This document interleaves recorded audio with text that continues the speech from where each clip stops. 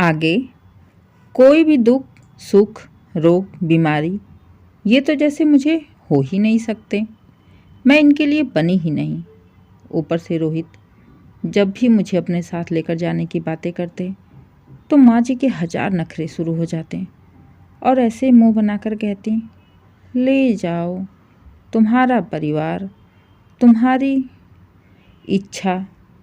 मैं कौन होती हूँ रोकने वाली। बहू जब घर में होती है तो थोड़ा मन लगा रहता है, लेकिन तुम लेकर जाओ। वैसे वहाँ ले जाकर क्या ही करोगे। पूरे दिन तो वहाँ भी घर में अकेले बंद रहेगी, बोर हो जाएगी बेचारी। तुम बेकार में उसके पीछे पड़े हो। पूरे दिन तो तुम्हें ऑफिस में रहना है और वह अकेले घर में बंद रहेगी।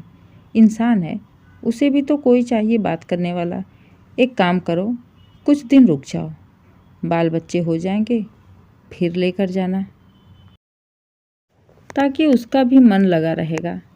माँ की बात सुन रोहित कुछ नहीं कर पाए, लेकिन पापा ज़रूर नाराज़ हो जाते हैं और माँ से कहते हैं, क्यों बच्चों से उल्टी सीधी बातें करती रहती हो।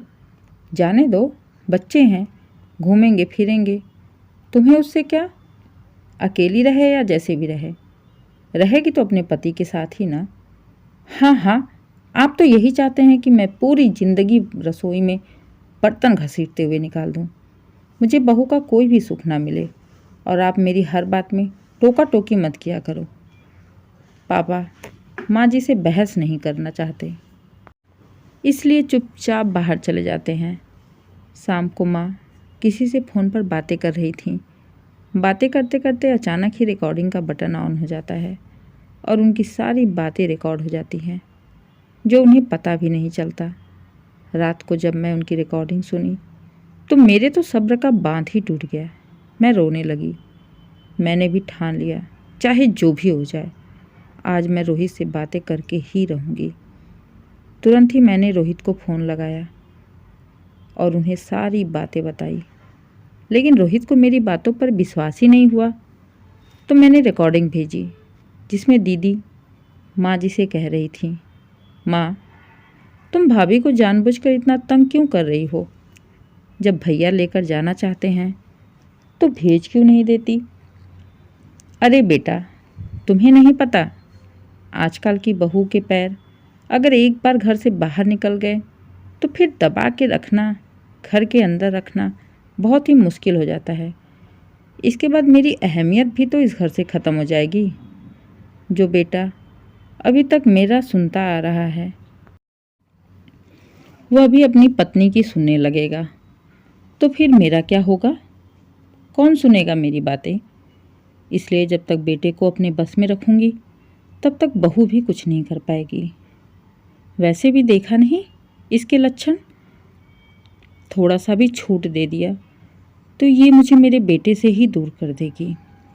वैसे भी इसके चक्कर में तेरे पापा मेरी एक बात नहीं सुनते। अगर बेटा भी इसकी सुनने लगेगा तो मेरा तो अस्तित्व ही ख़त्म हो जाएगा और मैं ऐसा होने नहीं दे सकती। इसलिए जब भी घर में छोटी मोटी लड़ाइयाँ होती हैं तो मैं श्वेता के बारे में रोहित को खूब चढ़ा बढ़ा कर बता देती हूँ, जिससे कि दोनों के बीच में झगड़ा हो जाए और फिर बाद में मैं दोनों के बीच में सुलह कराकर रोहित की नज़रों में अच्छी बन जाऊँ, जिससे कि रोहित का प्यार अपनी माँ के लिए बढ़ता ही जाता है और वो ये सोचता है कि मेरी माँ हम दोनों के बीच में झगड़ा ना हो, इसलिए सारी गलती अपने ऊपर ले लेती है। और एक ये है जिसे मेरी माँ हर वक्त गलत दिखाई देती हैं। यही तो सोचकर वो मुझे फ़ोन पर एक एक घंटे बातें करता है और कोई बात छुपाता भी नहीं है। छोटी से छोटी चीज़ भी लेनी होती है तो वो श्वेता से पूछने की बजाय मुझसे ही पूछता है। माँ की बातें सुनकर रोहित को यकीन नहीं होता है कि उसकी माँ उसके और श्वेता के बारे में ऐसा सोचती है। आखिर माँ को हो क्या गया है। रोहित सोच में डूब गया कि तभी श्वेता कहती है, सुन लिया आपने माँ जी की बातें।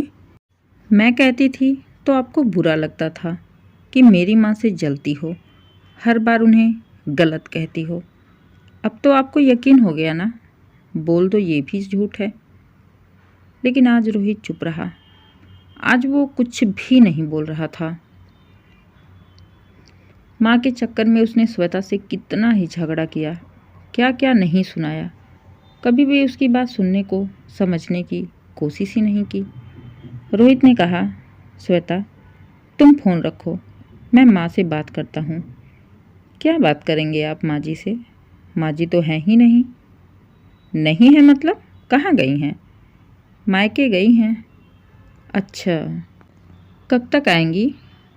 बोल कर तो गई हैं 1 हफ्ते में आ जाएंगी, लेकिन आपको तो पता ही है कि 2 दिन में ही भागकर वापस आ जाती हैं। कहीं भी जाती हैं 2 दिन से ज़्यादा टिकती नहीं हैं। पापा के बिना रह कहाँ पाती हैं वो। हाँ ये तो है, माँ ने पापा को शुरू से ही संभाल के रखा है। दोनों को ही एक दूसरे की आदत हो गई है। पापा भी अपना कोई भी काम खुद से कहाँ कर पाते हैं। इतना सुनते ही श्वेता चिढ़ जाती है और कहती है, आपकी माँ शुरू से ही पापा जी के साथ रह गई हैं। पापा जी से दूर ही कहाँ रहीं वो, तो एक दूसरे की आदत तो बनेगी ही ना। काश ये आदत वो अपने बेटे और बहू में भी बनने दें। कहते हुए श्वेता उदास हो जाती है। चिंता मत करो, हमें भी एक दूसरे की आदत बनेगी, रोहित ने कहा। फिलहाल तो तुम अभी 1 हफ्ते के लिए माँ की बकबक से दूर हो। कहते ही दोनों हंस पड़ते हैं। कुछ देर बातें करने के बाद दोनों ही नींद के आगोश में चले जाते हैं।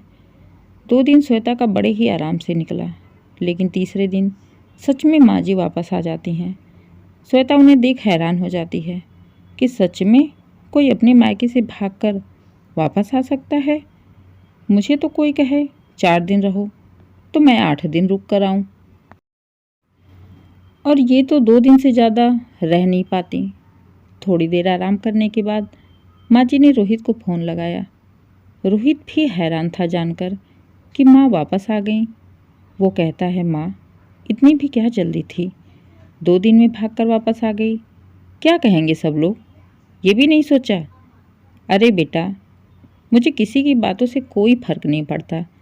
मुझे तुम्हारे पापा को भी तो देखना पड़ता है। मेरे बिना उनका एक भी काम नहीं हो पाता। उनके कपड़े लत्ते, खिलाना पिलाना, सब कुछ तो करना होता है। कितने दिन और किसके भरोसे छोड़ दें?